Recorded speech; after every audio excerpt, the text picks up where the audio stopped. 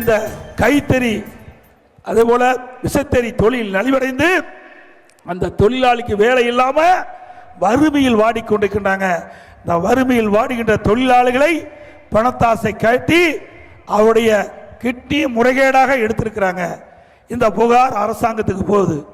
திமுக MLA அவருடைய மருத்துவமனையில் அந்த கிட்னி முறைகேடு நடைபெற்றதாக அரசாங்கத்திற்கு தகவல் வந்து ஒரு குழு அரசாங்கம் அமைக்கப்பட்டு குழு போய் அந்த மருத்துவமனையில் சோதனையிட்டு முறைகேடு நடைபெறுவது உறுதி செய்யப்பட்டு உறுப்பு மாற்று அறுவை சிகிச்சை அந்த மருத்துவமனைக்கு தடை செய்யப்படுது. ஆனால் கைது செய்யல, இதுவரைக்கும் கைது செய்யல. எவ்வளவு கொடுமை, ஒரு வறுமை. அந்த வறுமை மையப்படுத்தி ஏழைகளை உடைய உடல் உறுப்புகளை திருடுவது எந்த அளவு நியாயம் என்பதை நாம் எண்ணி பார்க்க வேண்டும். அது மட்டும் இல்ல, பள்ளிப்பாளையத்தில் இதே மாதிரி ஒரு பெண்மணிக்கு வறுமையை பயன்படுத்தி பணத்தாசை காட்டி கிட்னி எடுக்குன்னு சொல்லிட்டு அழைச்சிட்டு போய் கல்லீரல் எடுத்துட்டாங்க. கிட்னிக்கு பதிலாக கல்லீரல் எடுத்துட்டாங்க. இப்படிப்பட்ட அவல ஆட்சி தொடர வேண்டுமா? சொல்லுங்க, நீங்களே சொல்ல வேண்டியதான்.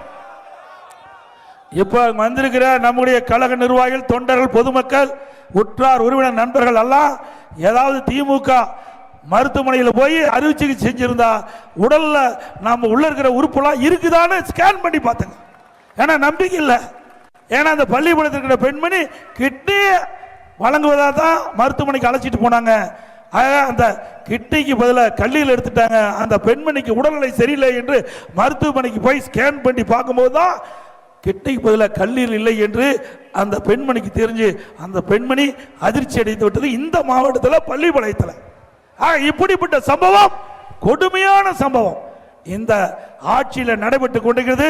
இதற்கெல்லாம் அதிமுக ஆட்சி வந்த பிறகு முழுமையாக விசாரிக்கப்பட்டு ஆளுங்கட்சி எம்எல்ஏ என்ற காரணத்தினால இன்றைக்கு இந்த அரசாங்கம் அவர்கள் மீது எந்த நடவடிக்கை எடுக்காமல் நிறுத்தி வைத்திருக்கின்றது.